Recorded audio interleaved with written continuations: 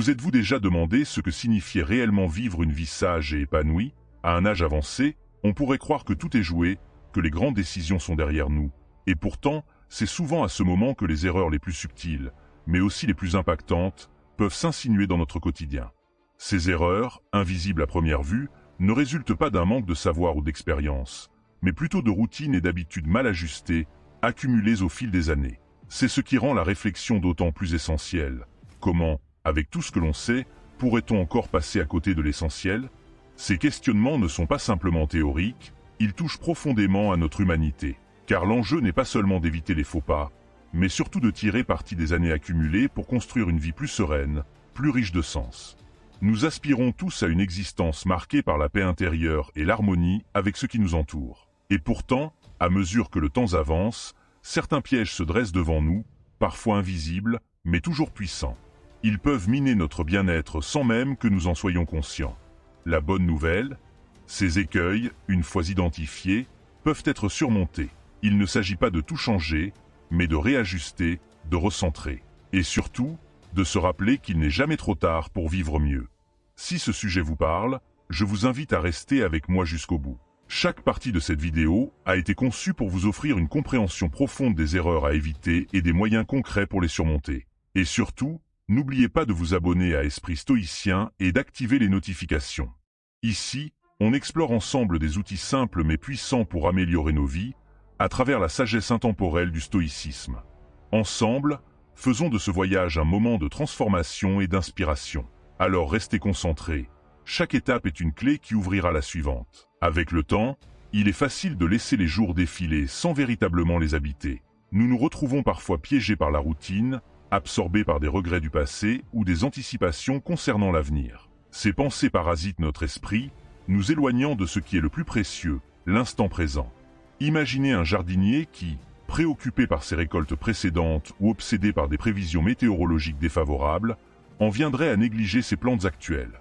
Il risquerait ainsi de compromettre ses récoltes futures. Cette image simple illustre bien ce que nous faisons lorsque nous refusons d'investir pleinement dans le présent. Cela ne signifie pas que le passé ou l'avenir n'ont pas d'importance. Le passé est une source de leçons, et l'avenir, un horizon vers lequel orienter nos efforts. Mais il est essentiel de ne pas se perdre dans ces dimensions au point d'oublier le moment où nous vivons véritablement, ici et maintenant. En vieillissant, un autre piège subtil peut nous attirer, l'idée que l'accumulation de biens matériels est synonyme de bonheur. Nous pourrions penser qu'un confort accru ou des possessions plus nombreuses compenseront nos frustrations émotionnelles ou spirituelles. Pourtant, cette quête insatiable de richesse peut facilement devenir un fardeau. Ce que nous possédons finit souvent par nous posséder. L'histoire d'un entrepreneur célèbre illustre bien ce point. Après des années passées à bâtir une fortune, il a pris conscience, dans une maison immense mais vide, que tout ce qu'il avait accumulé n'avait pas de réelle valeur sans les relations humaines pour l'accompagner. La philosophie stoïcienne enseigne que la richesse véritable réside dans notre capacité à apprécier ce que nous avons déjà, à nous satisfaire de l'essentiel et à trouver la paix dans l'immatériel.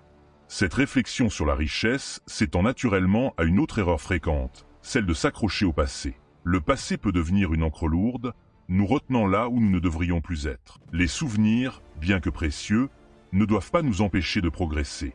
Un poète a un jour comparé la vie à une rivière en mouvement constant. Lorsque nous tentons de figer cette rivière ou de remonter son cours, nous luttons contre la nature même de l'existence. De la même manière, les changements que la vie impose ne doivent pas être vus comme des menaces, mais comme des opportunités de grandir. Refuser de s'adapter, c'est comme être cet arbre rigide qui, face à un vent puissant, finit par se briser là où un roseau souple aurait plié mais survécu.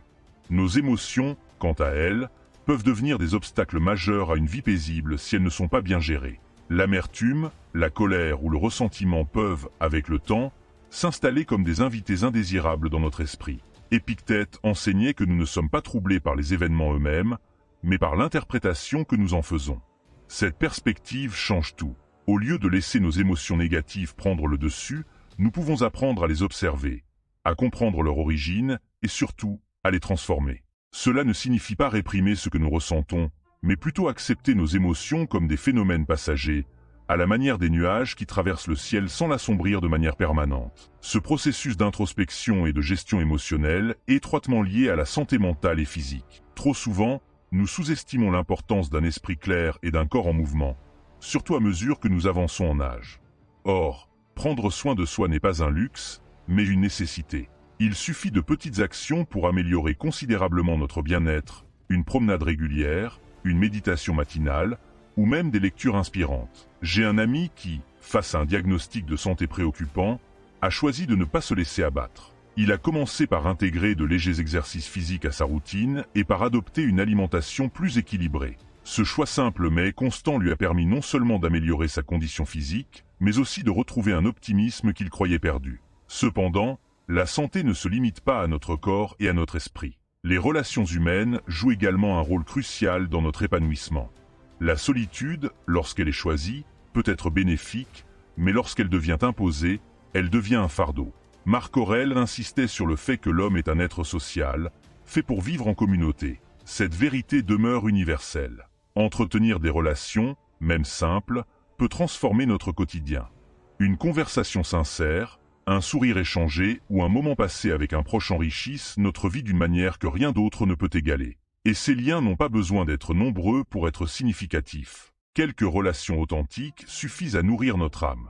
Le vieillissement, tout comme la mort, est un autre sujet souvent évité ou redouté. Pourtant, ignorer l'inévitable ne le rend pas moins présent. La philosophie stoïcienne nous invite à considérer ces étapes de la vie avec calme et lucidité. Une figure publique ayant marqué des générations pour sa sagesse répétait souvent que chaque jour devait être accueilli comme un cadeau. Cette attitude transforme notre perception du temps.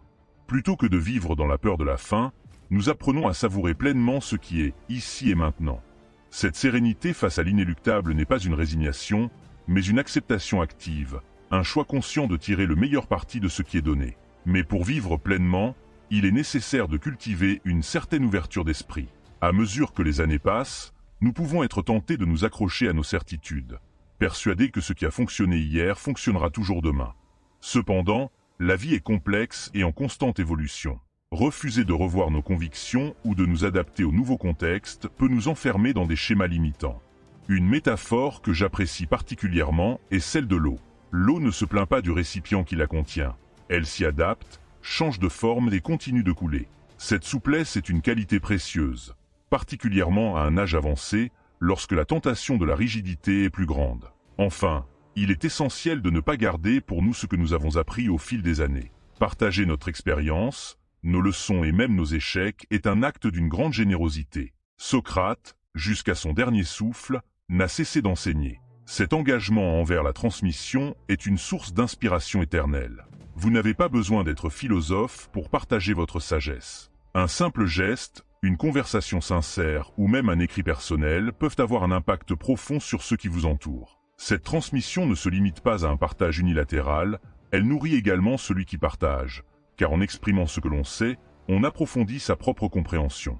En somme, les années qui passent peuvent être perçues comme un fardeau ou comme une opportunité. Tout dépend de notre perspective.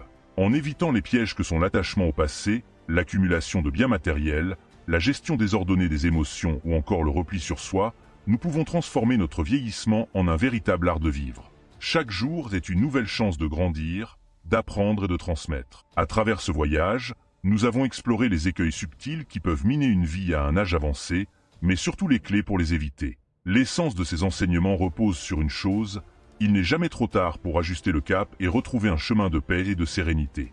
En appliquant les principes évoqués, comme cultiver le moment présent ou nourrir des liens authentiques, vous pouvez transformer votre quotidien dès aujourd'hui. Alors, posez-vous cette question: quelles sont les petites actions que vous pourriez entreprendre pour vivre plus pleinement, comme nous l'avons vu en parlant de l'importance de la présence ou de la flexibilité face au changement? Et surtout, comment pourriez-vous transmettre cette sagesse aux autres? N'hésitez pas à partager vos réflexions dans les commentaires. Ensemble, nous pouvons enrichir ce dialogue et inspirer d'autres à franchir le pas. La philosophie stoïcienne n'est pas qu'un concept abstrait, c'est une invitation à l'action, à la réflexion et à la transformation.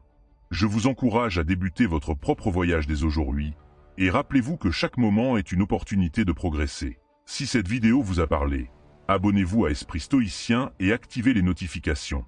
Ensemble, explorons les outils pour une vie plus épanouie. Le meilleur moment pour commencer, c'est maintenant.